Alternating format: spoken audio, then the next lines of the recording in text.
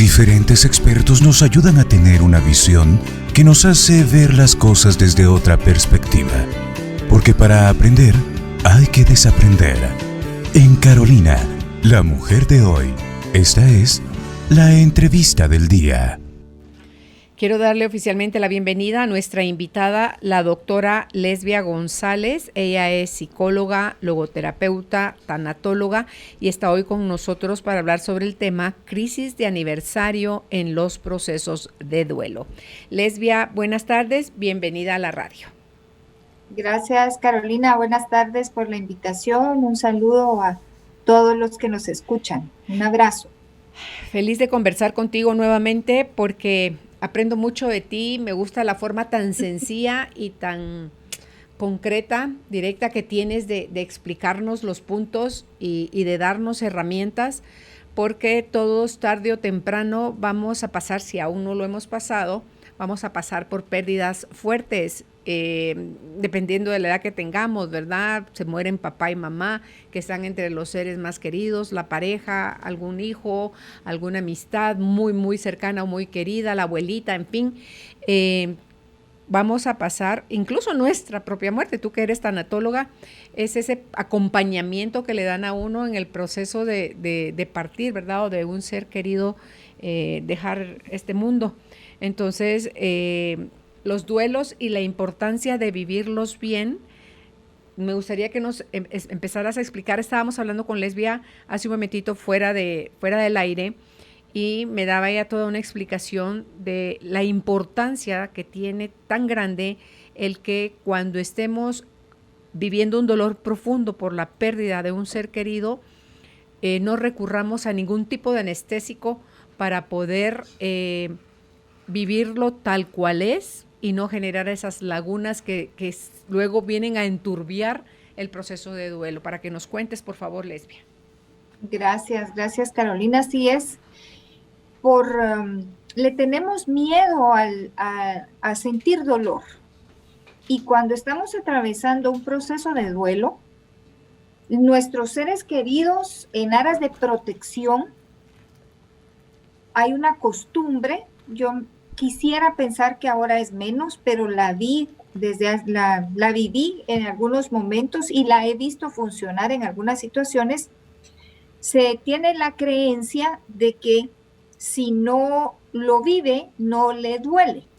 Entonces se hace esta práctica de adormecer el dolor por medio de pastillas para calmar los nervios, para dormir a la persona doliente y que de esa manera pase las 72 horas de que son las de los rituales, adormecida. Cuando pasan el efecto de la pastilla, resulta que la persona tiene muchas preguntas. ¿Qué pasó? ¿Por qué no recuerdo? Y amarrando esto con lo que estamos hablando de los aniversarios, la mente, cuando se acerca a una fecha significativa, empieza a reproducir lo vivido. Entonces, en un proceso normal, la persona tiene recuerdos. Se recuerda, ay, sí, en el velorio yo fui a fulanito, llegó sutanito, todo. Me recuerdo cuando lo sacaron, cuando lo cargaron, cuando llegamos al cementerio. Toda esa estructura mental está. Duele, pero la mente busca el recuerdo y regresa y vuelve a empezar. Esto es un proceso normal. No deja de ser doloroso, pero es normal y es saludable. Cuando adormecemos, la mente igual va a buscar, pero no encuentra. Y entonces esto incrementa en el doliente, en la persona doliente, la ansiedad, el dolor, porque lo último que se presenta ante la persona fallecida es la honra de los rituales. Hoy yo te puedo decir que esto es parte de lo que está complicando los duelos de las personas que están muriendo durante la pandemia, porque los rituales de honra no se están realizando. Y la mente, la persona doliente, no tiene el tiempo, que son esas 72 horas de los rituales normales, para procesar o empezar a procesar el decir adiós. Es que no lo está teniendo. Entonces, si mi duelo es previo a la pandemia, yo voy a recordar cada mes ese primer cumpleaños, ese primer día de la madre, el primer día del padre, para aquellos padres que sus hijos han fallecido y siendo pequeños. Ahorita viene el 1 de octubre, el Día del Niño. Aquí hay muchos padres dolientes. Entonces empiezan a recordar cómo fue ese último primer día del niño, cómo fue ese último cumpleaños, y empieza a recuperar todo, recupera la última celebración, pero recupera el momento del velorio, del entierro, de qué pasó después. Quien ha sido adormecido no tiene a dónde ir, y eso le duele, y puede que hasta le enoje. ¿Cuántos años, Lesbia, puede durar ese volver y revivir y todo desde, o sea, cuando me dieron la noticia, cuando fuimos por el cuerpo, cuando lo recogimos no sé dónde, cuándo, o sea, todo eso, ¿cuántos años dura? ¿Importa si son 5, si es un mes, perdón, si es un año, si son 25 años? ¿Es igual el dolor? Creo que va evolucionando, va cambiando la forma del dolor o tal vez la intensidad del dolor, pero siempre casi siempre voy a recurrir a 2 elementos que son importantes en el duelo, y es quién murió y cómo murió. Y me atrevo a decir que las madres de hijos fallecidos, sus procesos en estos aniversarios van a tender a durar mucho más. No solo las mamás, los papás también, ¿verdad? ¿Por qué? Porque en el ciclo vital de la vida no esperamos nunca enterrar un hijo, es al revés. Y el ciclo se rompe cuando nos toca enterrar un hijo. Entonces los aniversarios se vuelven más dolorosos, porque la muerte de un hijo te quita también los sueños, los planes, el proyecto, el sueño de la boda, el sueño de los nietos, los sueños se fueron. Entonces todo eso se mueve. Creo que los padres de hijos fallecidos, los aniversarios duran más, porque este año cumpliría, digamos, 30, ya se habría casado, o sea, y va ligado al aniversario, va la pérdida del evento que nunca se realizó. Cuando se muere un padre, también se recuerda, pero el ciclo vital se cumplió. Entonces sí va a doler, pero no te puedo decir hay un tiempo estimado, porque la forma del dolor es única. Entonces, no me atrevo a decir eso. Creo que sí va cambiando. La intensidad del recuerdo va cambiando, va menguando tal vez. Y me atrevo a decirlo también por experiencia personal. Los aniversarios van viviendo de manera diferente. La fuerza va menguando. Ok. La forma del dolor es única, es cierto, porque depende de quién murió y cómo murió. Pero, ay Dios mío, ¿qué iba a preguntar? No sé si también, ya sé, la idea que tenga uno de soltar en la muerte a un ser querido en su transición, que lo relacionemos al amor que le teníamos, Lesbia, y no necesariamente, es que si no te olvido, si te olvido, si me baja el dolor, no es que te olvides, si me baja el dolor es porque yo no te quería mucho, porque si no, o sea, no, mi herida tiene que seguir sangrando como el resto de la vida, y eso se me hace también como anormal. Totalmente, pero esa es una creencia. Esa es una creencia, y tenemos que ir un poquito atrás en la historia de cómo han ido evolucionando los procesos de duelo, porque hace 30 años la persona doliente se vestía de negro riguroso, por 40 días, y las mujeres que enviudaban por el resto de su vida. Entonces eso era como mantener la herida abierta sin capacidad de sanar. Pero eso es una creencia. ¿Qué pasa ahora? Esto ha ido cambiando. Ahora puedes ir a velorios en donde la gente se viste de blanco, porque ven a alguien que ha sufrido mucho por una enfermedad, muere y ven en la muerte un acto liberador, la lloran, pero ya hay paz porque ya no sufre. Entonces el vestido de blanco. Eso ya es sanador porque están viendo la muerte como un dolor, pero al mismo tiempo una liberación. Uh-huh. Lo que sucede es que la persona que está sufriendo el duelo tiene que cuestionarse. ¿Es a través del dolor la única forma como yo te puedo recordar en vida? Y estas son las tareas del duelo. Yo tengo que recolocar a mi ser querido que falleció en mi vida en paz para seguir viviendo. Pero debo vivir. Si yo no cierro la herida del duelo y tengo la creencia que debo llorarlo siempre para que se mire que es amado, ¿en quién estoy pensando? ¿Estoy pensando realmente en mi ser que falleció o en llenar la expectativa de la sociedad? La sociedad marca mucho cómo se cree que se debe vivir el duelo. Y eso no, porque el dolor es tuyo. Claro.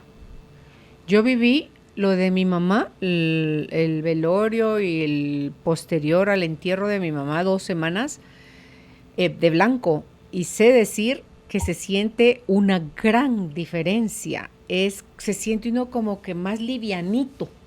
No es esa cosa pesada, porque como que el negro pesara.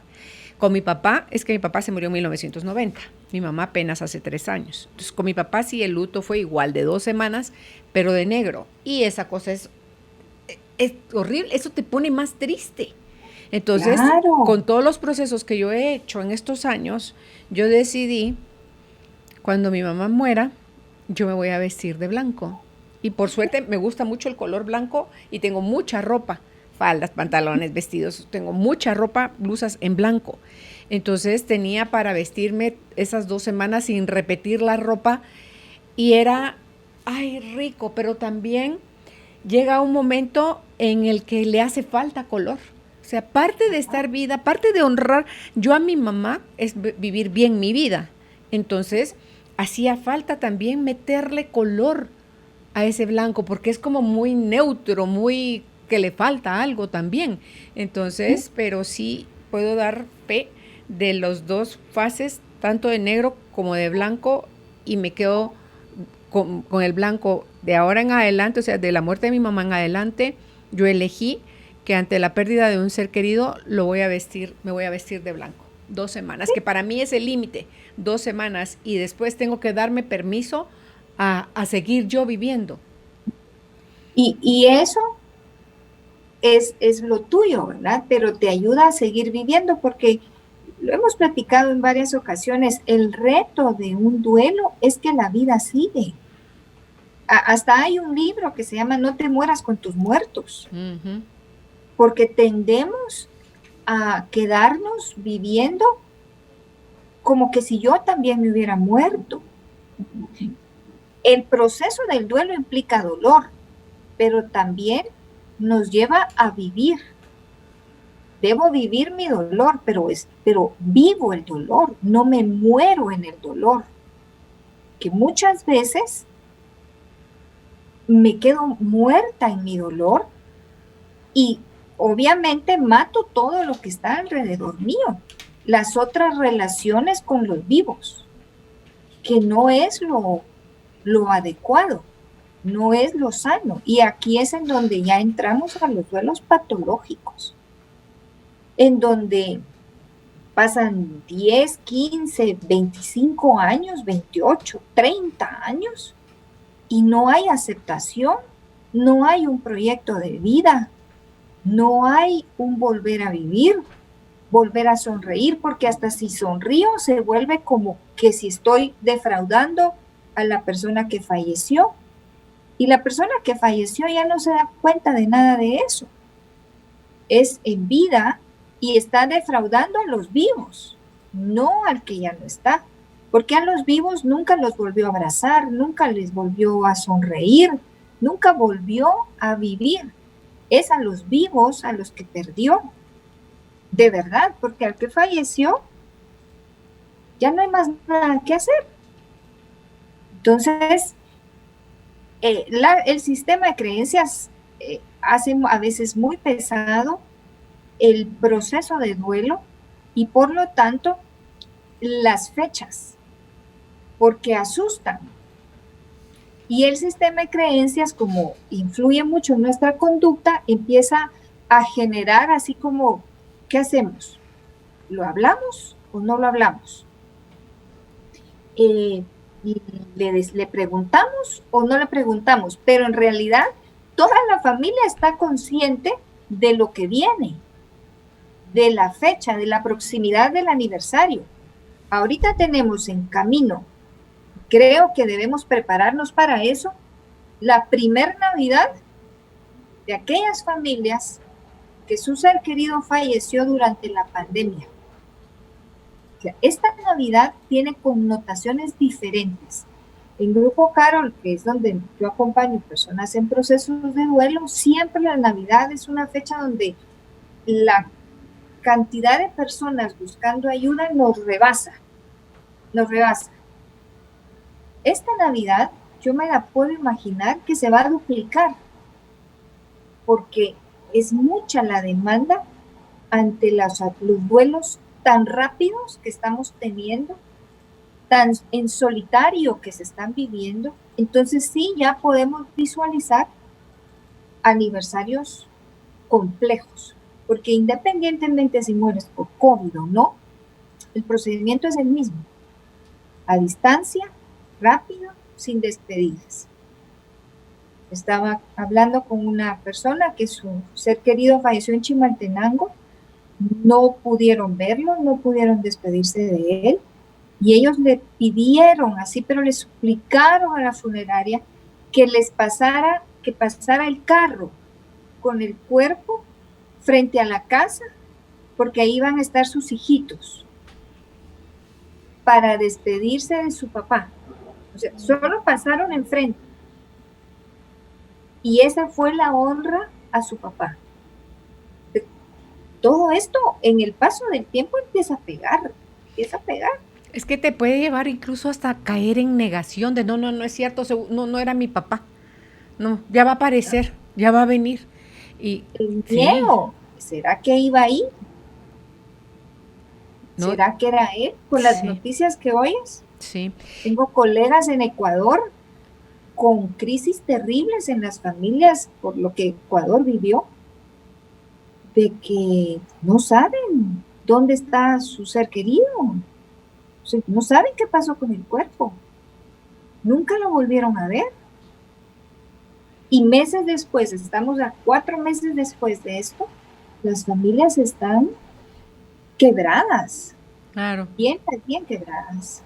Es como cuando se muere alguien que se lo llevó el mar o en una avioneta que cayó y no encontraron el cuerpo. O sea, parte de un ritual sano del proceso de duelo es hacer el entierro.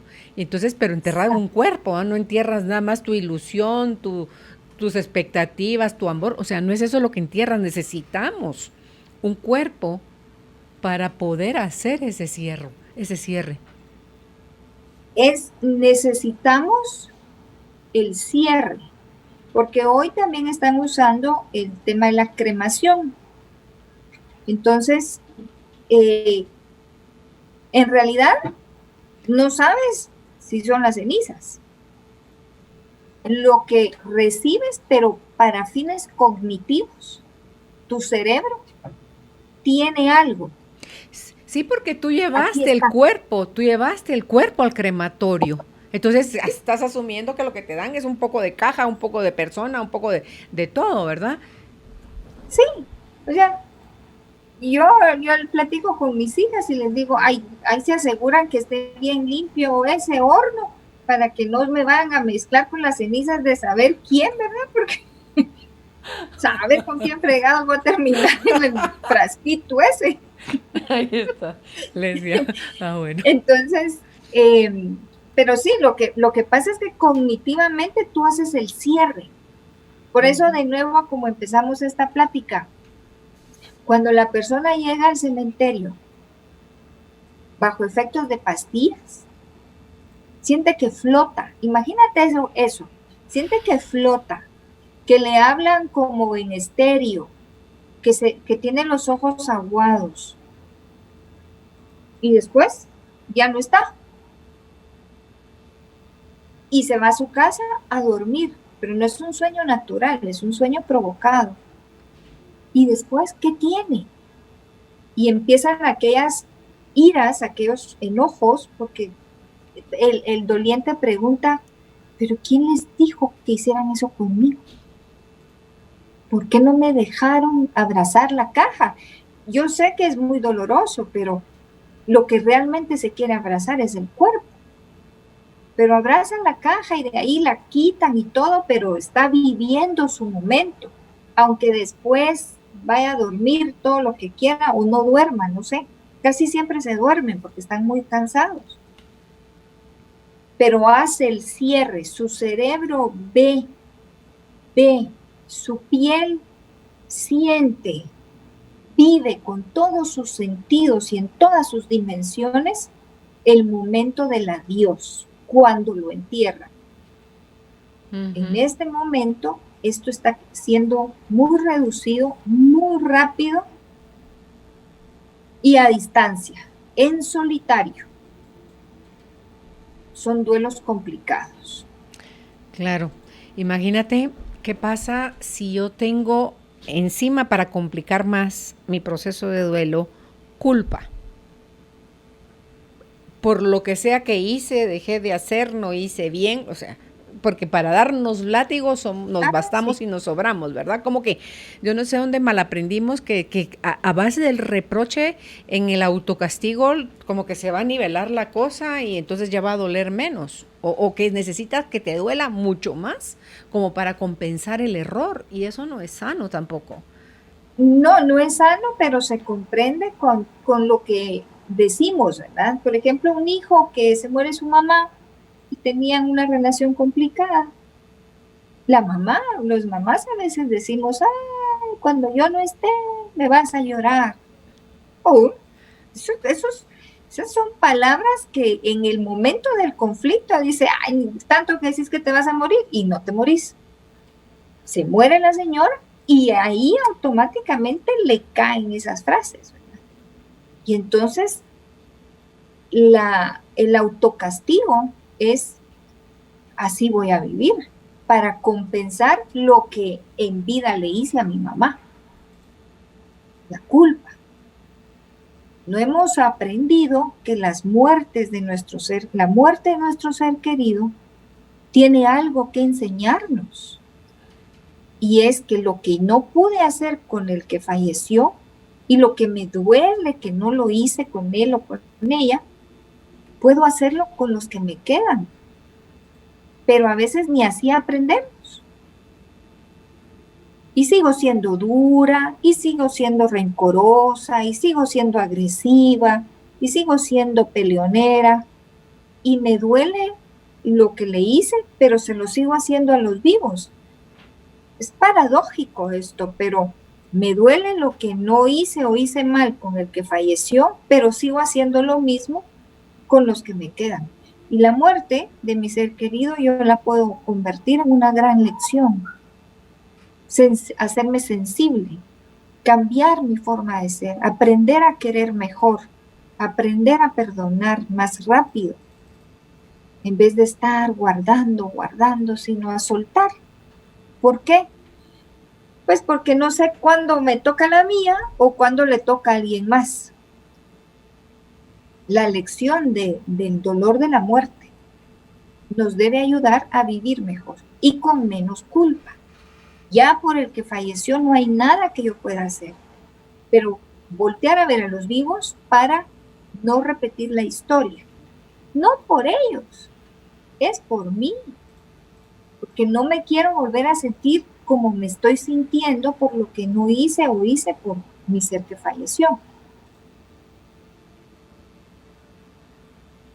Sí, es tremendo porque es, como tú decías, cuando es la persona que se perdió el evento y dice, ¿quién te dijo que me doparas? No, es que te vi muy mal. Entonces creía yo que para que no te desmayaras, porque hay gente que se desmaya, es tal el dolor que hay un desvanecimiento. ¿Qué hacer entonces con estas personas cuando las ves fuera de sí? Les das un tecito de tilo o una cosa natural que le aliviane su estar y su sentir para que lo pueda vivir, o que se quedan como en shock, así como idos, como aletargados. Está en shock. ¿Verdad? Entonces, ¿cómo actúas con alguien, si es cercano a ti, si es tu hijo, si es tu pareja, si es quién es el que se está quedando así, un hermano? ¿Lo abrazas? ¿Te quedas callado? ¿No dices nada? ¿Hablas? ¿Lloras con la persona? ¿Cómo se maneja, Lesbia? Sí, lo recomendable es que haya un cuidador de las personas dolientes. O sea, si es una mamá la que murió, pues y es mamá de niños pequeños, un cuidador para los niños pequeños y un cuidador para el esposo. Ahí está cubierto el núcleo familiar. ¿Por qué? Porque no lo viven igual. Depende de las edades de los niños o adolescentes, ¿verdad? Y que los adolescentes son muy poco expresivos, aún así sea la mamá la que murió. Pero si hay una crisis emocional, se le sostiene, el cuidador debe saber qué hacer, pero es sostenerlo, le habla y como está en estado de shock va a seguir instrucciones. Entonces, la gran mayoría, uno les habla, los agarra fuerte de los brazos y les dice, te veo muy mal, vamos a descansar un rato, y se la llevan. Las funerarias tienen habitaciones y usualmente otorgan una. Entonces, la llevan a la habitación, le suben sus pies a la cama, le quitan los zapatos y le pueden sobar sus pies. Los pies tienen muchas terminaciones nerviosas que ayudan a relajar. Le pueden sobar la sien con algún aceite y que se quede ahí recostada. Le pueden poner un paño sobre los ojos para que esté oscuro y que descanse. 10, 15 minutos de descanso. Lo que sucede en la vida real es que la persona doliente está al frente porque todo mundo la quiere abrazar. Todo mundo le quiere presentar el pésame. Pero cada vez que le dan el pésame es que le están quitando un pedazo. Y la persona responde ya en automático, pero emocionalmente está desgastada. Entonces necesita esos espacios para ir a recuperar fuerzas. Yo insisto, no necesariamente tiene que comer, pero sí tiene que tomar agua. Tiene que tomar agua. Podemos estar sin comer varios días, pero sin tomar agua, no. Entonces el cuidador debe procurarle agua, procurarle un té, si tolera una sopita, si no, agua y té, para que esté hidratada. Y estarla cuidando, echándole aceitío, crema, cepillándole su pelo. ¿Por qué? Hablamos de mujeres en este caso, porque son actividades que relajan. Si se desmaya, pues se le acuesta en el sofá, se le levantan sus piernas, se le aleja a la gente para que pueda respirar. Si está muy apretada, pues se le sueltan las prendas íntimas para que pueda respirar mejor y ella sola va a regresar. A menos que sea diabética, no haya tomado su medicina, que hay que cuidarlo, pero estas son las cosas que el cuidador debe conocer. Por eso el cuidador no puede ser un vecino, una vecina, no, tiene que ser alguien muy cercano que sepa que ha tomado sus medicamentos para que haga un buen acompañamiento en el velorio especialmente. Imagínate lo ideal que sería entonces que desde antes uno programe o pida o haga esa conexión con alguien, le diga, mira, en caso de pasarme esto, ¿podrías tú, por favor? Y tú, porque se les junta a las personas y les dice, podrían apoyarnos en esto, porque tú ves que hasta las amigas pueden servir y te hacen el súper, te cuidan a los hijos, en fin, cocinan por ti, o sea, hacen cosas que saben que tú no estás ni con la mente para eso, y ese tipo de gente normalmente no te dice, pero ya no llores, te vas a enfermar, me voy a enfermar si no lloro, ¿verdad? Exactamente, exactamente. Ahora, ¿qué familia? O sea, yo sé que las hay, pero son muy pocas las familias que hablan acerca de esto, de la muerte. ¿Por qué? Porque de nuevo, en el sistema familiar tradicional, en nuestro sistema de creencias, es como, uy, no hables de eso porque la estás llamando. No llamo a nadie, si igual va a llegar, solo que no sé cuándo. Pero las familias deberíamos platicar de este tema. ¿Por qué? Porque para mí es un acto de amor para mis hijas, por ejemplo, mi esposo, que sepan qué hacer el día que a mí me toque, porque se van a sentir perdidos, porque no van a pensar con claridad, pero si nos anticipamos, van a poder sobrellevarlo mejor. Y entonces no es que no les va a doler, pero no van a estar perdidos. Sí. Hay una guía, hay un cómo. Hay un cómo. El dolor no se puede quitar porque solo que no me quisieran van a estar como que sin nada, ¿verdad? Pero si siendo su mamá, yo digo, no, la van a pasar muy mal. Entonces hay que ayudarlos.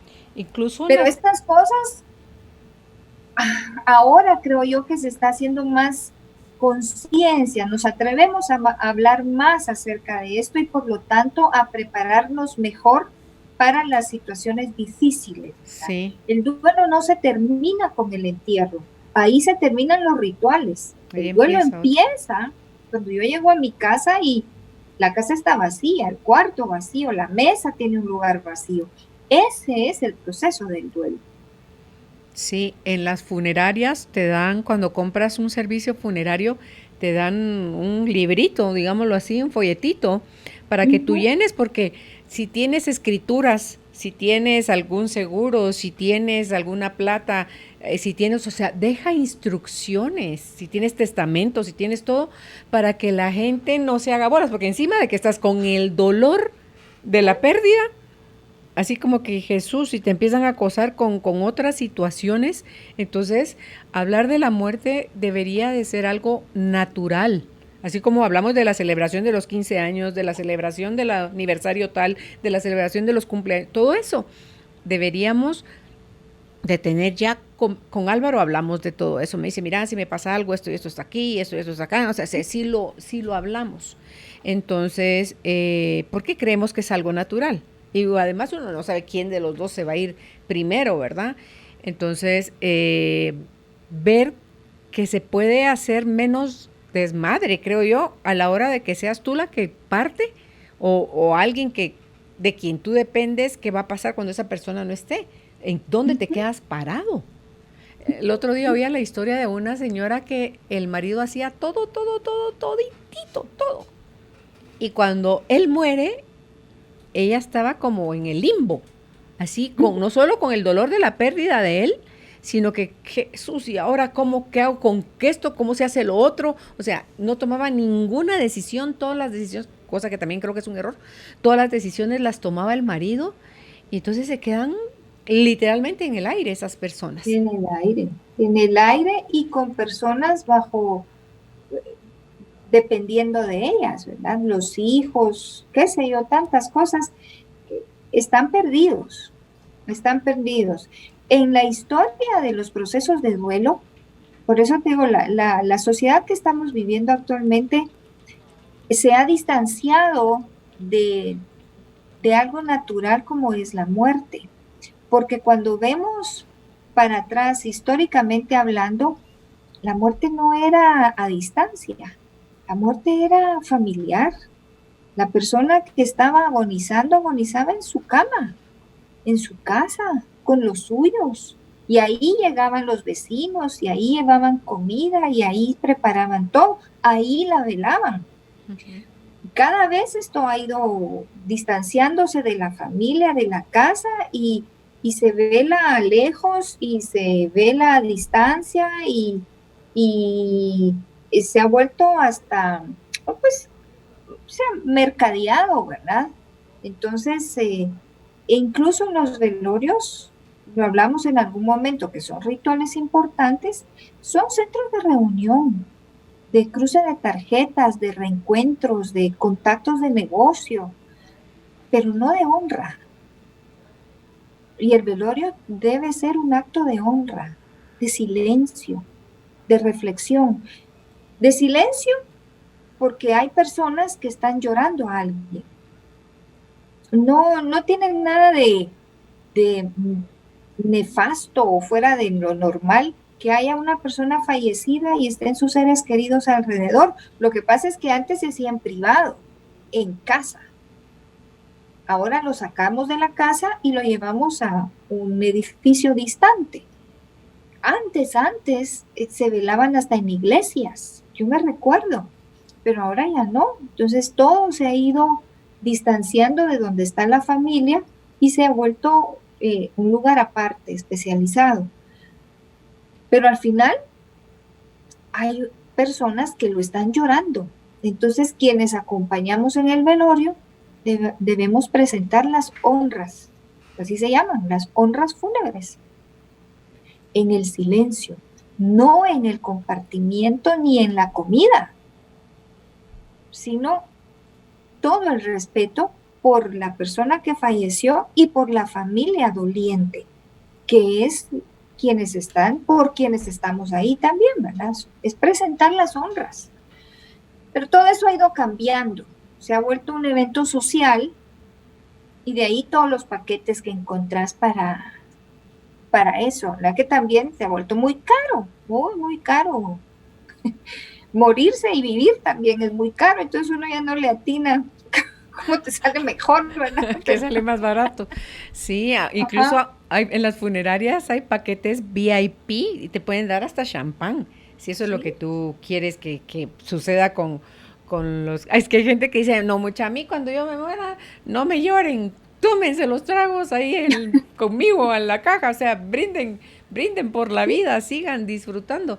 Entonces, pero son cosas que hay que no sé si respetar, como cada quien lo quiera vivir. A mí me gustó complacer a mi mamá cuando ella pide, cuando yo le toco el tema, mami, ¿usted ha pensado algún día que quiere algo especial cuando se muera? Ay, hija, qué bueno que lo preguntas, me dice. Ay, yo dije, nítido. Entonces, sí, me gustaría música de violines, ¿ok? ¿Y qué canciones en especial? Me dio el nombre de las canciones. Entonces le dije, délo por hecho. Y así pasó.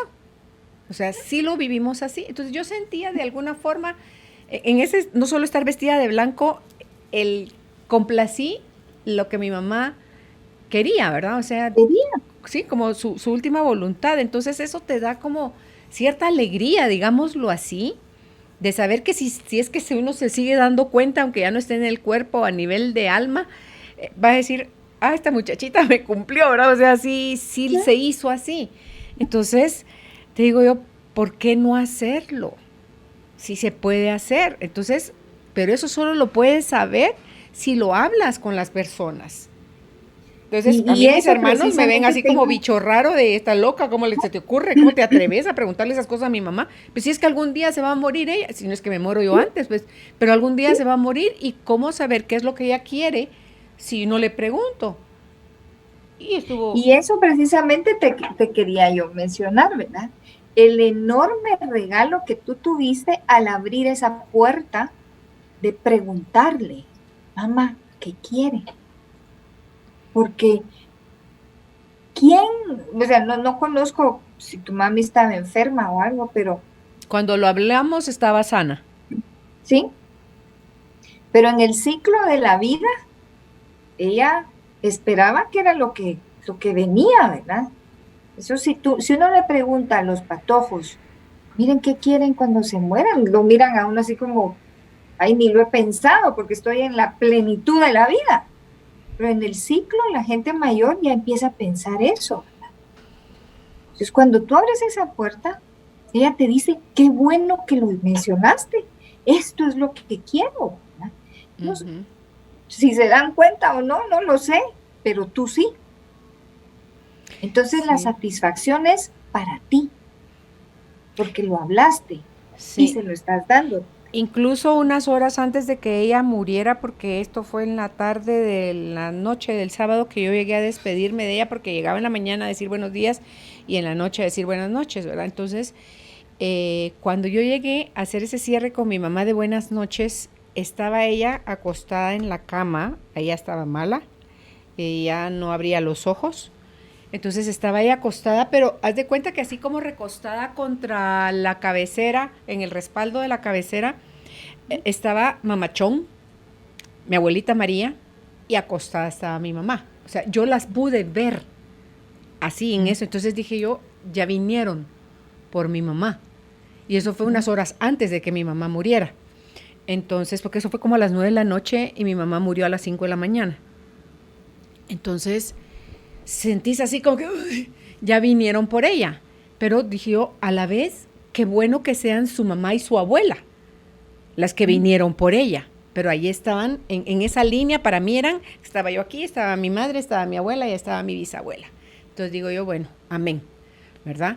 Entonces eso también me da paz a mí, de saber que ella va, vamos a decirlo así, va acompañada, o sea, vinieron dos mujeres de la línea de ella, a las que ella quería mucho, porque ambas fueron dos mujeres importantes en su vida, y saber que iba con ellas para mí era de paz también. Entonces ese era otro punto al favor de mi paz, del vestirme de blanco, del decir mi madre ya no está sufriendo, o sea, ya está descansando. Así es. Dejan un cuerpo enfermo, agobiado, no sé, pero desde la fe también entendemos que hay una transformación. Cuando vas a la espiritualidad, cuando vas a la fe, cuando vas a la Biblia, encuentras promesas que para quien es creyente es esperanzador. Saber que tienen un cuerpo nuevo, que ya no hay dolor, que ya no hay enfermedad. Y desde la fe hay una esperanza, la vida eterna, que fortalece ante lo inevitable en la tierra, la muerte. Hoy justamente hablaba con una persona, una jovencita, y por la muerte de su mascota, que fue hoy, y que ya estaba devastada, empezamos a hablar del tema de la muerte de nosotros, ¿verdad? Me decía, nunca lo había visto, pero es la muerte de su perrita la que hace que ella caiga en cuenta de su finitud. ¿Para qué? Es para vivir mejor, para que aproveche mejor la vida de ella y la de los suyos, que a veces se nos pasa por alto. Entonces sí, te dio paz saber que no iba a entrar a una dimensión que no sabemos cómo es hasta que nos toque, pero que no va sola. Que no va sola. Sí. ¿Qué hacer, Lesbia, en el caso, cuál es el mejor acompañamiento para alguien que no solo tiene el dolor de la pérdida, la tristeza obviamente, pero tiene enojo porque hay deudas, porque la situación económica se complica a raíz de la pérdida de ese ser querido? ¿Cómo manejarlo? ¿Cómo aterrizar para que eso no se haga como un mar de caos? Lo que sucede, Carolina, es que con la muerte de, digamos, un esposo que deja situación económica pendiente, el duelo se pone en pausa, porque por mucho que tú estés en duelo, la situación económica no te la perdonan. Y afloran de sorpresa, de repente, las deudas, las sorpresas, lo que no se había pagado, el dinero que se esperaba que se tuviera y no se tiene. Entonces, con todo eso pasando, la mamá, la viuda, la que se haya quedado, dice, pues, no hombre, no, ni tiempo de llorar tengo, porque hay que resolver lo económico, si no perdemos la casa. Entonces, el aquí y el ahora se vuelve tan urgente que pone en pausa el duelo. No sé si en ese momento va a estar enojada, creo que va a estar urgida de resolver, de no perder la casa, de que no saquen a los niños del colegio, qué sé yo. En 6 meses le cae el 20. Y ahí empieza un duelo complicado, porque le duele, pero quisiera revivirlo para matarlo ella, por lo que le hizo, porque no tiene con quién desquitarse. Ay, no. Pero es cierto, porque dices que, ¿por qué nos hizo eso? Es que de verdad, le duele, pero está enojada y no puede culpar a nadie. Sí. Y el único responsable ya no está. Y ella está en vida pagando los platos rotos o cubriendo obligaciones que ni siquiera fueron de ella, ni su elección. Entonces sí le duele, pero en el momentito, no. Lo urgente la saca de ahí. Es cierto. A 6 meses, sí, a 6 meses ya le pega y dice, ya tal vez ya se estabilizó un poco, tal vez, no sé, haya resuelto algo. Sí. Ahí le viene a caer el duelo más el caos. Y entonces sí, se mueve entre el enojo, el dolor. ¿Qué se requiere ahí? Ayuda profesional. Las amigas, los hijos no deberían ser personas de ayuda porque ellos son dolientes en ese caso.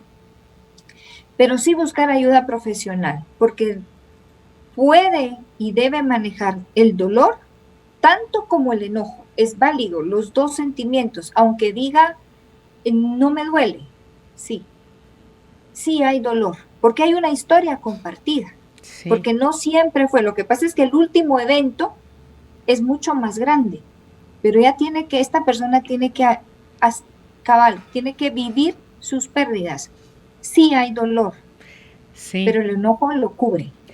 El fin de semana estuve con compañeras de colegio y hablaba una de ellas que tuve la curiosidad de decir, mira, Pati, ¿cómo fue lo de la pérdida de tu esposo, verdad? Entonces, dice, lo del esposo duró solo 6 semanas, tumor en la cabeza. Pero primero, al proceso del esposo, primero diagnostican al hijo con cáncer. Y ahí el esposo está bien todavía. Y van en la segunda quimioterapia, tocaba la tercera quimioterapia y el esposo se enferma, dura 6 semanas su proceso, se muere y le digo yo, Dios santísimo, ¿y tú con tu hijo con cáncer lo tenías que traer a Guatemala para la quimioterapia y todo? Sí, me dice, mira, se murió viernes mi marido, lo enterramos sábado y el domingo yo estaba agarrando camino con mi hijo para Guatemala porque el lunes le hacían su quimioterapia y tenía yo que estar presente para atenderlo a él. Entonces, el proceso del hijo duró más de 6 meses. Entonces le dije, entonces tenías el duelo de la muerte del marido, el terror de que se te pueda morir otro ser querido como puede ser el hijo. Entonces le digo yo, mira, no sé, pero en tu caso, ¿cómo funciona eso? Que se muera tu marido, ¿dolió? ¿Cuánto dolió? ¿O se aminora el dolor porque está en riesgo la vida de tu hijo? ¿Qué será más, que le digo a la otra compañera que es psicóloga, qué será más doloroso? ¿La pérdida de tu pareja? ¿La pérdida de un hijo? Entonces me dice, mira, la pérdida de mi marido, yo lo sigo añorando 6 años después, como que él estaba tan en mi vida que me sigue haciendo una falta increíble. Pero creo que hubiera sido peor que si se muere mi hijo y se queda mi marido, dice. Entonces, digo yo, bueno, habrá que estar en los zapatos, ¿verdad?, de la persona para vivirlo. Pero le dije, ¿y qué hiciste con tus duelos, con tu proceso? Me dijo, me tomó rato aterrizar qué era la situación, porque encima me metí unas deudas económicas para el tratamiento de mi hijo. Entonces, y ya no estaba mi marido para echarme una mano con eso, ¿verdad? Porque él era el que resolvía también cosas. Entonces, tuve que ir a terapia, me dijo. Sí, lo tuve que procesar para poderlo sanar y pues ahora celebrar la vida de mi hijo y añorar con mi corazón a mi marido porque sí me sigue haciendo una falta terrible, me dice. Sí, habría sido interesante consultarle, ¿verdad? O sea, muere su esposo, pero tiene energía para llevar a su hijo al hospital 2 días después del entierro. Ujú. Si hubiera sido al revés, muere su hijo y hay que llevar al esposo al hospital, no va. El dolor por la muerte de un hijo la hubiera tirado a la cama. Pero fue al revés. O sea, el amor por un hijo te levanta, pero la muerte de un hijo, estoy casi segura que le había dicho, no puedo ir contigo, que alguien más te lleve. O sea, habría estado quebrada, quebrada. Solo con esta suposición, lo estoy suponiendo y es un atrevimiento de mi parte. Pero he visto muchos duelos de mamás y salen adelante. Son tan fuertes las mamás que se levantan. Pero en ese proceso sí tocan fondo, sí tocan fondo. Entonces sí hay un caos en la vida, pero el orden se vuelve a instalar y cuando vienen, lo que estábamos hablando al principio, cuando vienen las fechas, el caos regresa. El caos regresa. Hay unas tareas para el abordaje del duelo, las hemos compartido antes, las de William Worden, y la primera tarea que él habla es la narrativa del evento de la muerte. Y es interesante cuando hemos hecho esta tarea en el grupo de duelo, porque independientemente si acaba de ser la muerte o hace 3 años que fue, o más, en esta primera tarea la gente narra dónde estaba, qué le dijeron, quién se lo dijo, cómo estaba vestida, y lo narra clarito, o sea, no se borra el detalle. Y quienes lo acaban de vivir, me decían algunas personas cuando empezamos a hacer estas tareas, me decía, ¡qué duro! Y todo el salón era un silencio, pero solo oías, porque es una tarea cognitiva que busca que la persona doliente realmente mire su dolor a detalle, ¿verdad? O sea, ¿qué pasó? Eso es lo primero. Pero me decían, me siento bien que lo escribí, porque no lo hablan, lo escriben, lo escriben. O sea, es una narrativa a detalle. Y la gente lo recuerda. Porque es importante recordar. Hoy lo recuerda con dolor, después va a recordar quién era. Lo va a recordar no por el momento de la muerte, lo va a recordar por lo que fue en vida. A más reciente el duelo, recordamos más la muerte. A más distancia del duelo, recordamos y celebramos la vida. Aquí es donde yo veo la variación. Cuando acaban de morir, nos duele su muerte y estamos llora y es válido. Cuando pasa el tiempo, celebramos la vida y empezamos a reír por lo que hacían. Y nos empezamos a recordar de las travesuras y nos empezamos a recordar de lo que decían. Y eso nos produce sonrisas.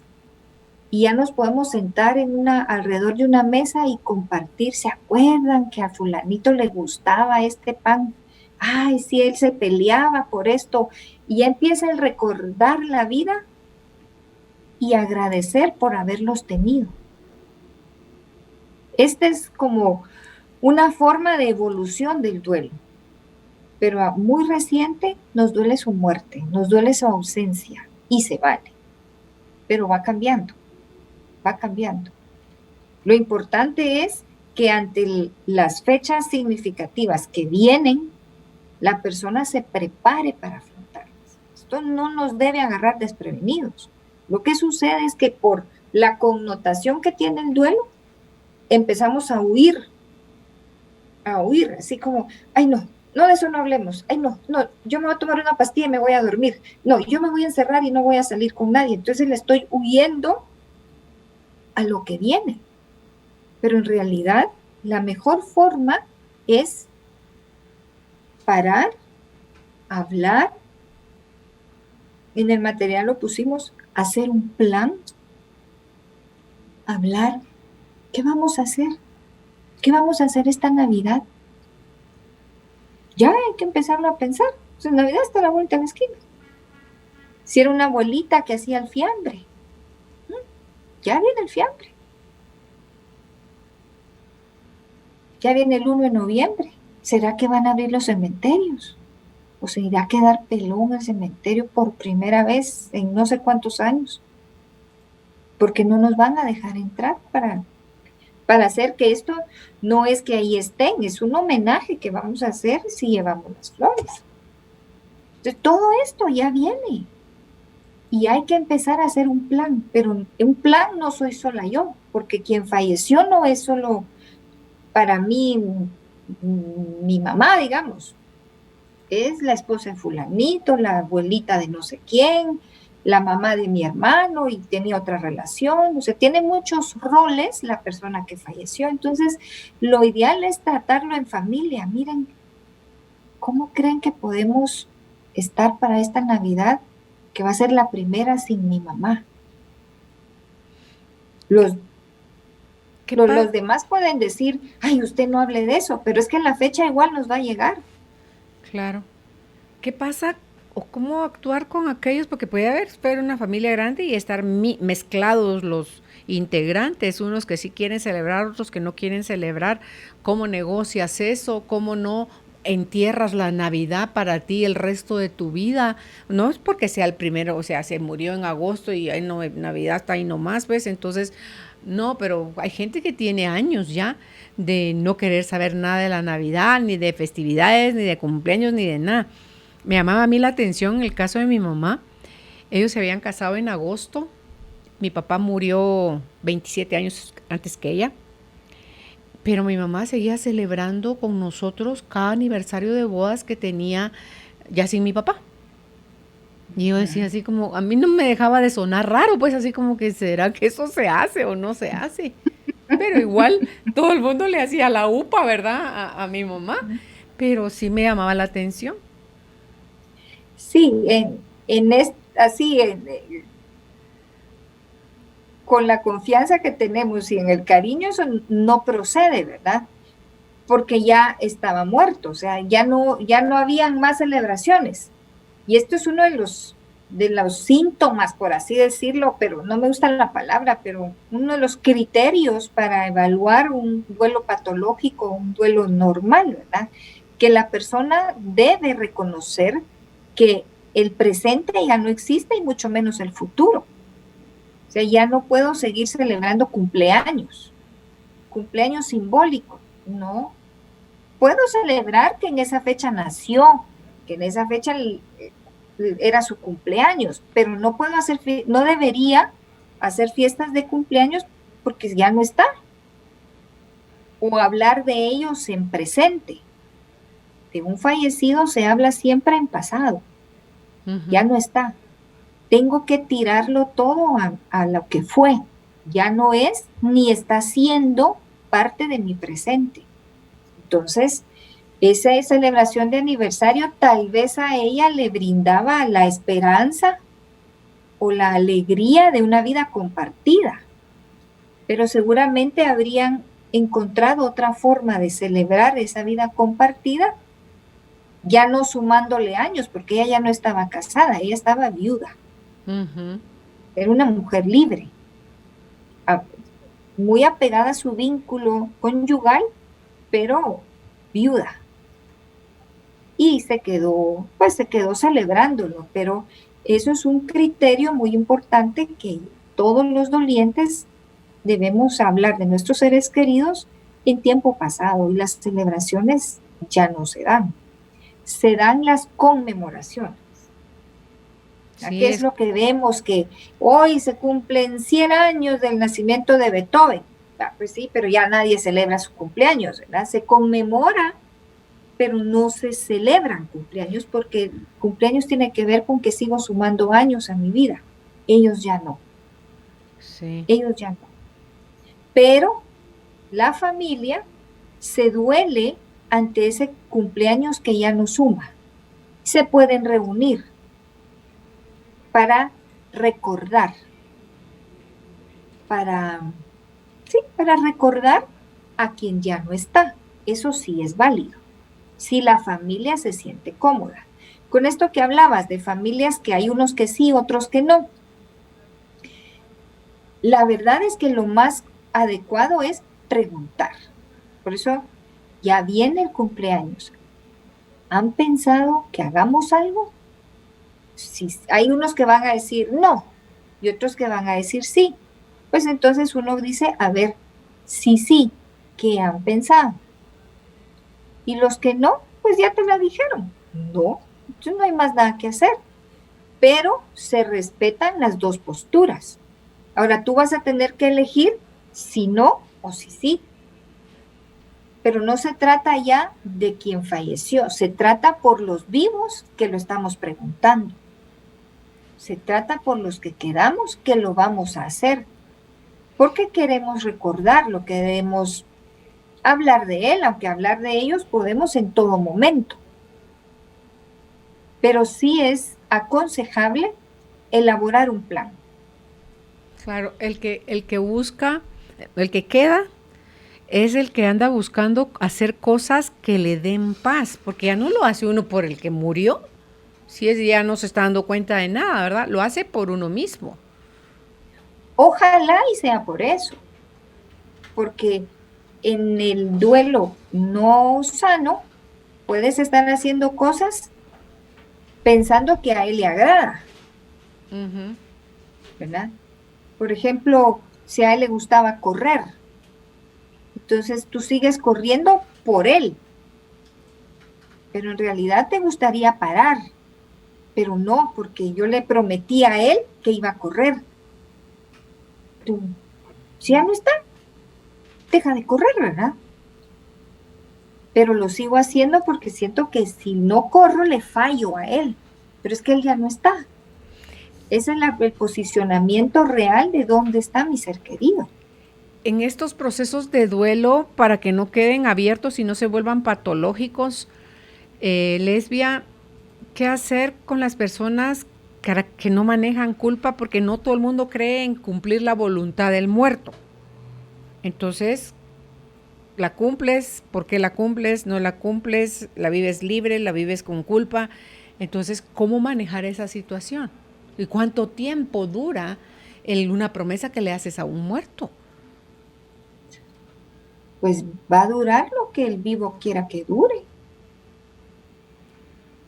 En realidad, más que por la persona fallecida, yo creo que la promesa le pesa a uno por la palabra empeñada.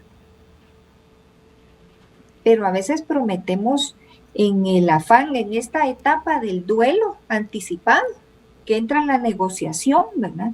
Yo puedo entrar a negociar tu lucha, ¿verdad? Tu lucha. Yo te prometo que si tú luchas, yo no sé qué le puedo prometer, pero entro a negociar con el moribundo.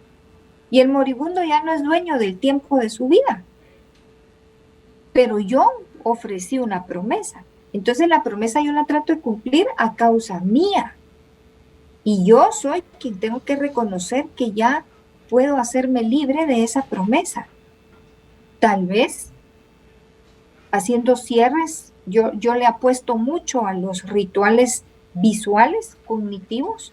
Tal vez yendo al cementerio a decirle, mire hermano, mire tía, quiero avisarle que ya no más para estar en paz, ¿verdad? Pero tener ese diálogo con la persona fallecida, así como hice la promesa, voy y le aviso que ya no más. No por ellos, porque ellos ya no nos escuchan, es por mí. Yo necesito hacer ese cierre para estar sin culpa.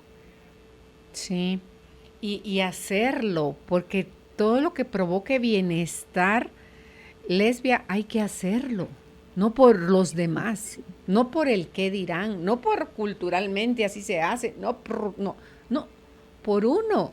Yo creo que cada quien debe procurar su paz y respetar su metodología, su velocidad, su momento, su todo. Porque puedo tener hasta incluso una hermana gemela y hablar las dos de la muerte de la mamá y la vamos a vivir de manera distinta. Así es. Entonces, cuando entendemos esto, yo no me voy a pelear ni a sentir ni a hacer juicios de valor sobre cómo el otro manifiesta su dolor. Pero tampoco el otro va a venirme a decir a mí, hombre, ya déjela, todas estas frases que hemos platicado anteriormente, ¿verdad? Pero al final, todos nos dolemos. Desde mi unicidad, todos nos dolemos de manera diferente. Pero de nuevo, la persona que fallece tiene diferentes roles de vínculos con todos. No era tan cercano con todos. Ahí había unas personas especiales. Pues a estas personas especiales les duele diferente. Y no hablemos de que les duele más o les duele menos. Les duele diferente. Y eso ya me pertenece solo a mí. Y yo lo vivo así. Para fines de aniversarios, de fechas significativas, si no hay un consenso familiar, entonces yo puedo decidir, bueno, yo no quiero vivir de esta manera. Y hay quienes se van al cementerio y ahí la pasan, pues se llevan su termo de café y su panito y se la pasan ahí sentados, ahí. Y están en paz, como tú dices. Eso les da paz. Eso, si te produce paz, amén. Ahí está. Y hay quienes se juntan y ven un álbum de fotos y ahí están recordando. Y si eso les da paz, está bien. No hay un modelo único. Sí. Mi hermana mayor, para el aniversario de la muerte de mi mamá, dice: Muchis, los invito, vengan a comer a mi casa tamalito. Y entonces nos juntamos las parejas y platicamos y nos reímos y recordamos y reflexionamos. Y entonces, para nosotros esa es una forma de tener viva a mi mamá, a pesar de que físicamente ya no está presente con nosotros. Y lo que está vivo es su legado. Y eso sí es valiosísimo. Si por algo nosotros debemos vivir para construir, es para dejar un legado. Y ahí están ustedes celebrando el legado de su mamá, hablando de ella, con su luz y su sombra. Que eso lo da el tiempo, porque al recién fallecimiento solo hay luz.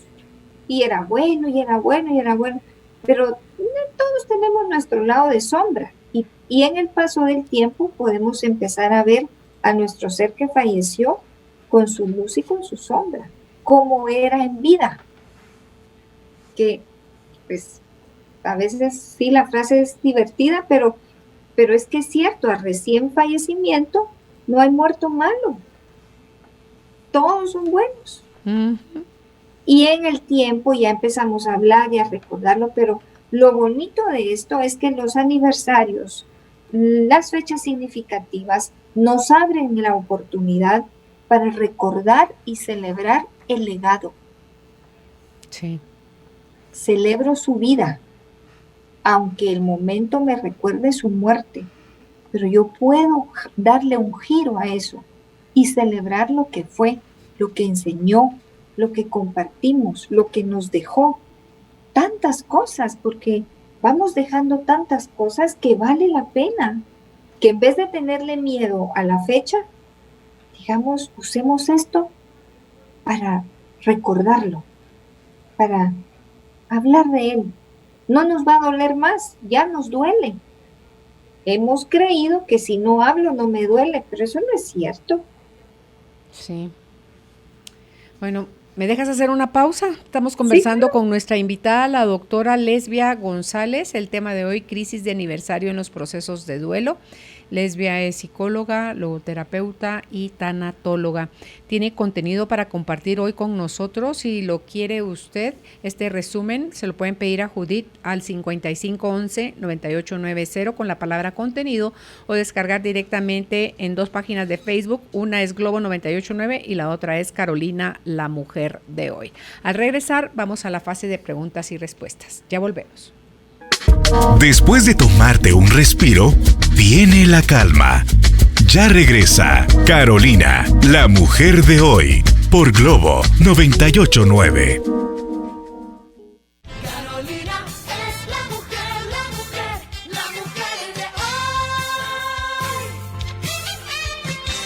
hoy. Ya estamos de vuelta con nuestra invitada, la doctora en psicología Lesbia González, especialista en logoterapia y también en tanatología.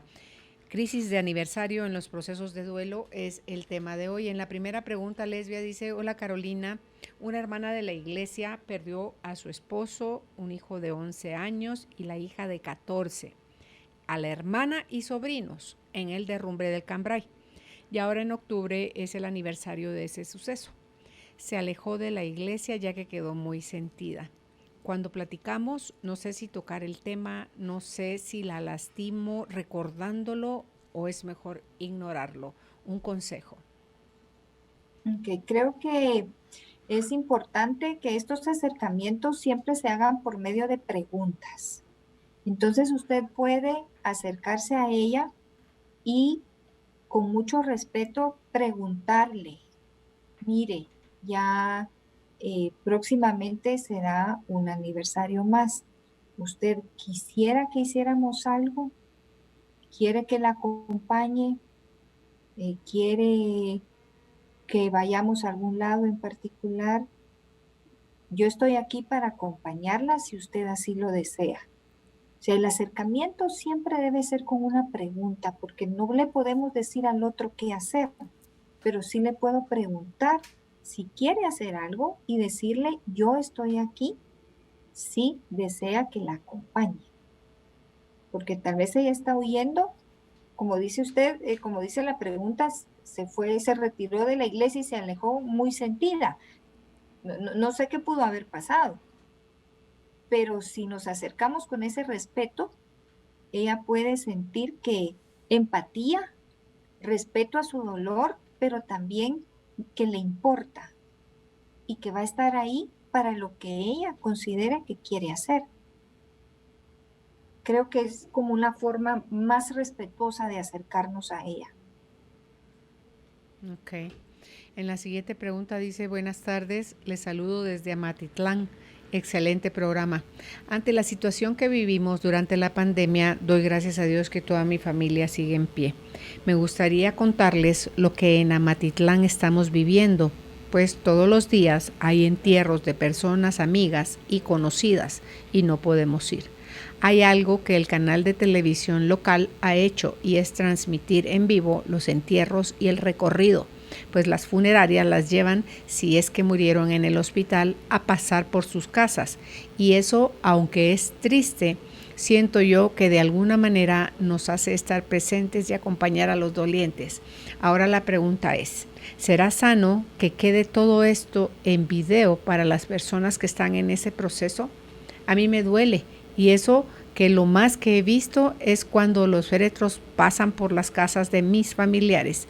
Escucho sus comentarios. Gracias. Sí. Yo creo que no es adecuado. Debe haber un momento en donde esto del entierro para. Esto es lo que provoca el entierro, es aquí se termina el ritual, el entierro, aquí se queda y yo me voy a mi casa. Lo que está sucediendo con los videos es que regresa y no hay manera que logre distanciarse del momento en donde el ritual termina. Entonces, no termina el momento difícil, o no me gustaría llamarlo traumático, pero sí un momento difícil de los rituales como es el entierro. No es adecuado, no lo recomendaría. ¿Por qué? Porque no permite ir a la siguiente etapa, que es precisamente vivir el duelo de ya no está, porque la persona doliente va a ir a buscar el video para volver a verlo simbólicamente, pero sabe que ahí va. Entonces no termina de decirle adiós, porque como no va al entierro, entonces no termina de decirle adiós y entonces no empieza el siguiente proceso de la aceptación de la muerte y de que ya no está. Solamente está dando círculos en algo que tiene que aterrizar y tiene que cerrar. La intención puede ser buena, pero el resultado final creo que puede empeorar más que ayudar a sanar un proceso natural. Sí, ahora que tú lo mencionas, cuando mi papá falleció en 1990, Jesús Señor, eran mundos de gente en el cementerio, llegaron de la televisión, de 2 canales, estaban filmando eso, lo pasaron en las noticias, pero a nosotros, sus hijos y a mi mamá jamás nos pasó por la mente el decir vamos a pedir una copia del video del entierro de mi papá en el cementerio, pues o sea, como que no le encontrábamos sentido. O sea, Sí, la diferencia, Carolina, es que ustedes hicieron los rituales. Es que los rituales tienen también un efecto en lo que es el proceso de despedida de tu ser querido. Te avisan que murió, avisas a la gente, te preparas para el velorio, lo velas, pasas ahí la noche, llega la gente, haces el cortejo, vas atrás del carro funerario. Todo eso también ayuda a empezar a decir adiós. Y terminó. Casi son 72 horas. Lo que está pasando en este momento es que a veces los van a dejar al hospital COVID ya no los ven. y ya no los ven, ni siquiera en la caja. Entonces surge la duda, ¿será que iba ahí?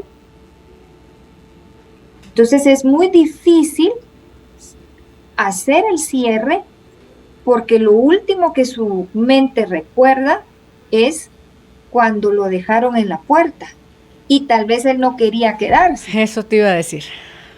¿Verdad? Y le dicen, no, vení, en 8 días dicen que salís y ya no salió. Y bueno, hoy creo que ya están permitiendo, no sé aquí en Guatemala, pero pues en España, en estos países ya están permitiendo que los doctores les lleven los teléfonos y se puedan despedir de su familia por medio de videollamadas o FaceTime para que exista ese cierre.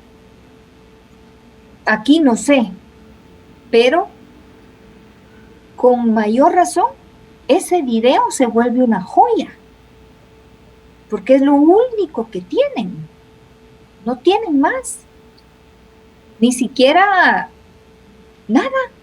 Entonces se vuelve una joya y por eso van y regresan. Es como cuando hablábamos al principio, la persona que se duerme va a buscar en su memoria qué pasó. Así están ellos, porque solo les dan unas cuantas horas para preparar todo y de ahí ya no más. Entonces ellos no tienen cómo cerrar y esos videos sí se pueden volver una joya, pero que no les permite cerrar su ciclo de la despedida. Y entonces siguen sin creer que se murió por la instalación de la duda por lo que estamos viviendo. Ok, ahí es donde ya se vuelve un duelo patológico. Definitivo.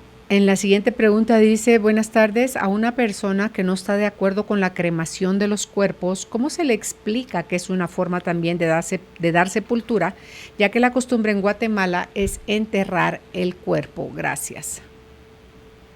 Habría que ver por qué no está de acuerdo, ¿verdad? Si es por cuestión religiosa, entiendo que hay algunas religiones que discrepan de la cremación. Es difícil, se le puede explicar, que lo crea y que lo acepte es otra cosa, pero yo creo que es válido explicarle y tal vez explicarle más el motivo por el cual la persona que falleció optó por la cremación, porque me parece que es alguien que cremaron, porque si la persona que está viva no se quiere cremar, no la pueden obligar. Me parece que es alguien que tiene que ver que su ser querido se va a cremar. Entonces se le puede explicar por qué quiso ser cremado. Y hay muchas razones, porque tenía miedo de despertar metido en un cajón, porque no quería que se lo comieran los gusanos, muchas razones, ¿verdad?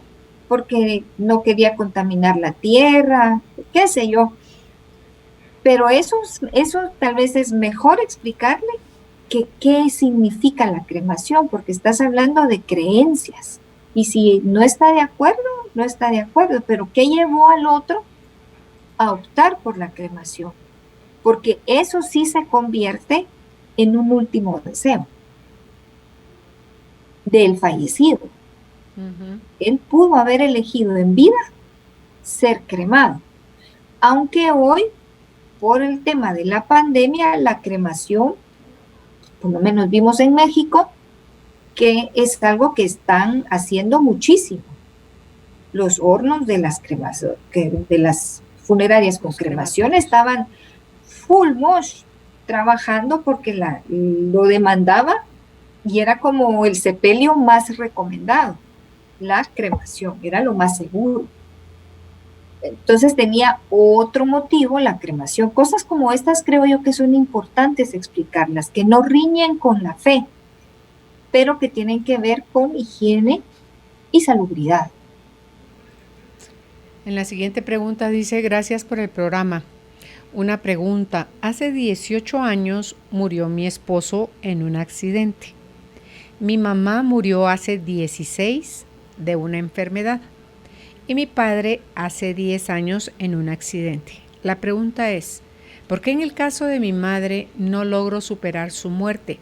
Las otras pérdidas me duelen, pero las llevo, mientras que la de mi madre siento que no. Muchas gracias por su atención. ¿Usted sería tan amable de decirme qué me falta por hacer para superar este dolor? O sea, 18 años esposo, 16 años mamá, 10 años papá. No supera a mamá. Sí, el duelo tendríamos que saber más, pero yo me animo a creer que es por el vínculo.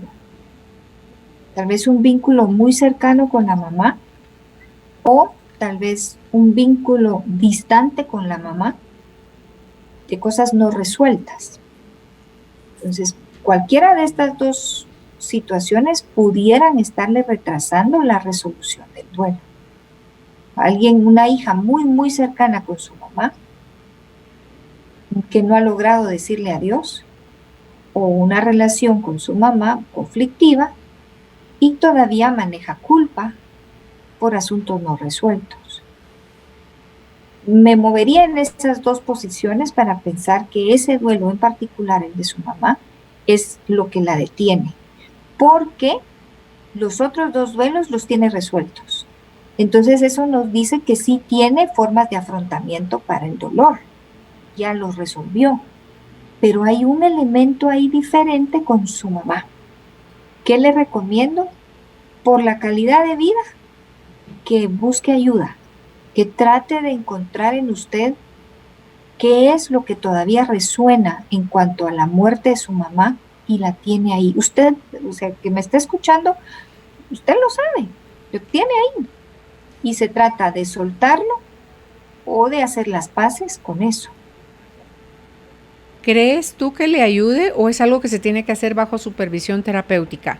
Como tú decías hace un rato, lo que hacen ustedes en grupo, el escribir la narrativa a detalle del proceso de la muerte de su mamá, ¿le serviría a ella?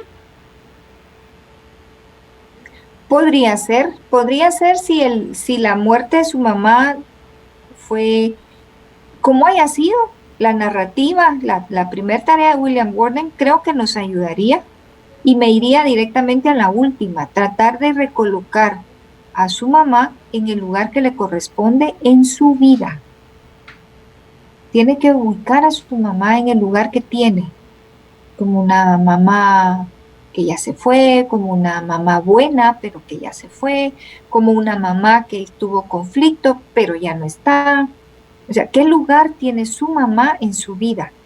Y la narrativa de la muerte para sacarlo de su pensamiento. Si hay algo que nos hace mucho daño, es ese diálogo interno que mantengo conmigo misma, de que yo me acuerdo cómo fue y que no le dije o no estuve, no llegué a tiempo. Y son elementos pequeños, pero que cuando salen a la luz encontramos la respuesta, aquí está por lo que no lo lograba resolver.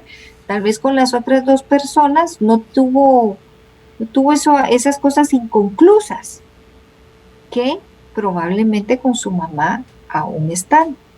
O un gran amor por su mamá que no quiere aceptar, que la puede seguir amando, pero en la dimensión del recuerdo, ya no en la dimensión física, porque ella ya murió. El amor no riñe con la muerte. Ok. Ya, déjame ver, la siguiente pregunta dice, buenas tardes, mi hermano falleció el 19 de mayo. Él era el mayor y vivía conmigo. No tuve el apoyo total de mi demás familia por lo de la pandemia. Le cuento que no logro superar su muerte. Creo que debí haber hecho algo más, ya que él y yo no teníamos buena relación. Sé que él se fue en paz y yo no pude llorar. Me enfermé de los nervios. Me afectó tanto que me bajé de peso y siento que mi vida cambió. No sé qué hacer.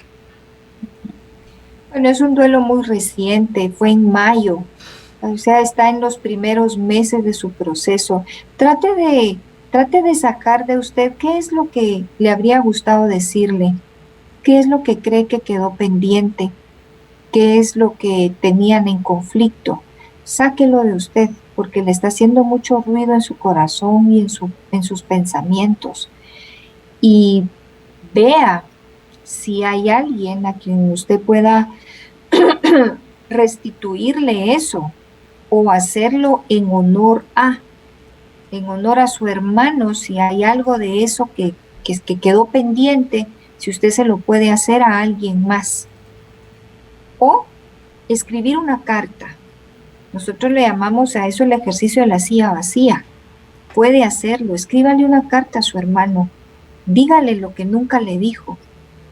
Desde donde esté, seguramente le llegará, pero lo más importante es que usted necesita decírselo por usted. Escríbale lo que nunca le dijo y que por medio de esto encuentre paz. Pero esto no quiere decir que se le vaya a ir su dolor. El dolor es parte del que era su hermano mayor, tenían sus diferencias y se quedaron cosas pendientes, pero lo va a vivir sin culpa, que es de lo que queremos que ya no lo viva. Viva su dolor, pero sin culpa. Espero que esto le ayude.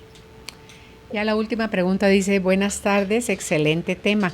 El 1 de octubre se cumplen 2 años de la muerte de mi papá. Fue un golpe muy duro ya que murió porque alguien más le quitó la vida. Casi siempre me siento muy triste cada inicio de mes. No pude llorar lo que hubiera querido porque me sentía con mucho coraje por la forma en que sucedió. Y a veces siento la necesidad de hacerlo, pero no logro hacerlo. Me duele mucho y casi siempre recuerdo la última vez que nos vimos, que salimos a comer y las imágenes que vi cuando él murió. Sí, creo que, pues, voy a volver a repetir esto. Creo que necesita sacar de usted esto que nos da por pinceladas. Escriba con su puño y letra, no en computadora. Con su puño y letra, ¿qué es lo que tiene guardado? No tiene que llorar. A veces creemos que tenemos que llorar, pero tal vez usted no es una persona de lágrimas, no lo sé. Lo que sí es que tiene cosas guardadas ahí. Escriba sobre su enojo, escriba sobre su dolor, escriba sobre lo que extrañó, escriba sobre la injusticia, escriba sobre lo que no se le brindó por una muerte violenta, escriba sobre lo que le gustaría decirle a la persona que lastimó y que dañó la vida de su papá. Saque todas esas cosas que tiene guardadas, porque le están pesando mucho. Son 2 años, está en el periodo de tiempo normal de un duelo que podríamos calificar sano, pero viva sus emociones. No se preocupe si no llora, no necesariamente, pero sí exprese lo que tiene adentro por medio de esta narrativa que es bien importante. Y si está en sus posibilidades, busque ayuda. Busque ayuda. Necesitamos salud mental y necesitamos salud emocional ante dolores tan grandes y ante la proximidad de un 1 de octubre, es muy probable que entre otra vez en esa resbaladita de las fechas significativas, que no lo vuelva a vivir igual. Regálese la oportunidad de sanar su dolor. Yo creo que lo hermoso de escribir es que cuando ya después revisas tu escritura, no pares a ver si pusiste bien la tilde, si se escribe con cuál D, si no, solo escribe vaciándote. Y lo hermoso de eso es que cuando uno cree que ya terminé y te detienes a leer aquello que escribiste, vas a ver, se van a disparar ahí las creencias, casi que con un marcador fluorescente puede ir uno marcando y va a decir uno después, híjole, con razón, pues sí, con todo esto que tengo adentro, como para que no me esté sintiendo como me estoy sintiendo.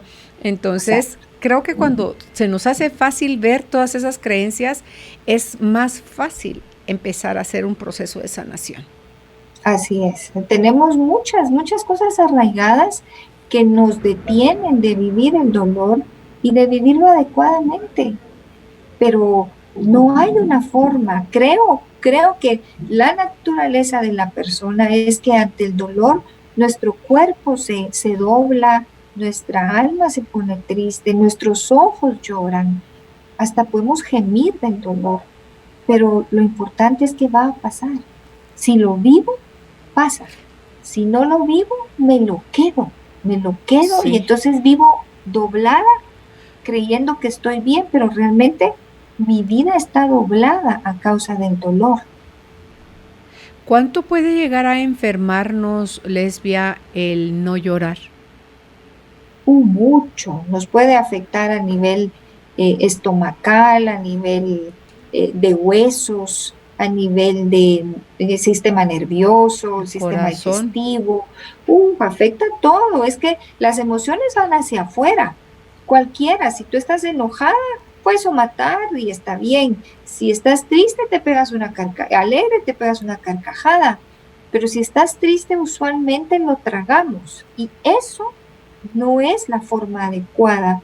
Puedo llorar, puedo tener la cara triste, puedo perder peso. Pues, pasa. Pero esto es lo importante, va a pasar. Una amiga muy querida se lo dijo a mi hermana cuando fue la muerte de mi sobrina.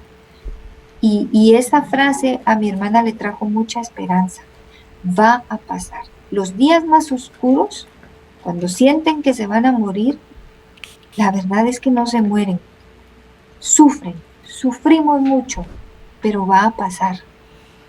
Y tenemos que usar eso para crecer, para vivir mejor después de un gran dolor, no para quedarnos viviendo mal a causa del dolor.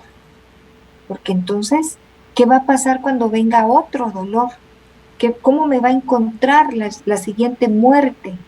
¿Me va a encontrar doblada o me va a encontrar recuperada habiendo aprendido? No digo que no va a doler la siguiente, pero voy a enterrar a mi siguiente ser querido con menos pendientes. Ojalá y así sea. Ojalá y así sea, porque entonces aprendí a valorar a mis vivos y a hacer las paces con quien ya no puedo hacer más, con mis muertos. A ellos ya nada más. Difícil de decir, pero sí se puede. Claro, y si solitos no podemos buscar ayuda, ¿verdad? Que es tan valioso, creo yo, porque ustedes saben cómo contenerlo a uno, cómo saber cuando ya te volviste a atorar, cómo no estás como el disquito rayado y no quieres o no puedes o no sabes cómo salir de ahí. Y es de verdad súper liberador hacer cierres. O sea, cerrar esos procesos de duelo es algo que es vital para que podamos seguir estando presentes en la vida. Porque si no vamos como zombies, pues así como que medio vivos y medio enterrados y la vida no se trata de eso. Yo creo que si las personas que ya fallecieron nos vieran sufrir de esa manera, no nos querrían ver así. Querrían que fuéramos felices. No. Seguramente que no, por eso, por el honor al legado. Porque en algún momento quienes ya no están hoy con nosotros también sufrieron, pero salieron adelante. El dolor no es exclusivo de nosotros los dolientes, el dolor es universal. Los que ya no están sufrieron, los que vendrán van a sufrir. La diferencia es qué hago con mi sufrimiento. Y usualmente quienes hoy ya no están con nosotros, casi todos nos dejan lecciones de lo hicieron bien. Cuando empezamos a recordar su legado, encontramos historias de, pero a mi abuelita le pasó, miren, y cuando se murió mi tío y vieran todo lo que hizo, pero volvió. O sea, se vale caer, pero es como mandatorio levantarse. Y ellos nos lo han modelado. Entonces aquí es en donde lo que viene, ¿verdad? Este cierre de año difícil, diferente, doloroso para muchas familias que hoy se suman a los millones que han muerto. El reto está en recordarlos no como murieron, sino como vivieron. Porque ahí está su gran valor, el gran valor de que vivieron bien y rieron y lloraron, pero vivieron bien. No recordemos la muerte, celebremos la vida. Claro, en un proceso de duelo acompañado. Y para eso estamos los terapeutas, los consejeros. No le digo a la familia, pues todos están dolientes. No es por ahí la ayuda, es con los externos. Y estamos para servirles, de verdad que sí. Pues muchísimas gracias, Lesbia, por haber aceptado nuevamente la invitación.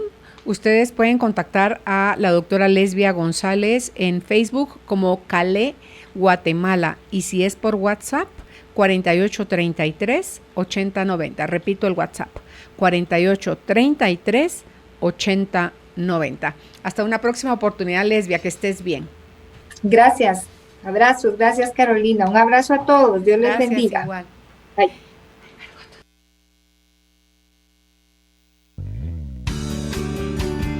Atrevernos a ver las cosas de manera diferente. Abrirnos al conocimiento para manifestar la vida que deseamos. Esto fue la entrevista del día, junto a Carolina, la mujer de hoy.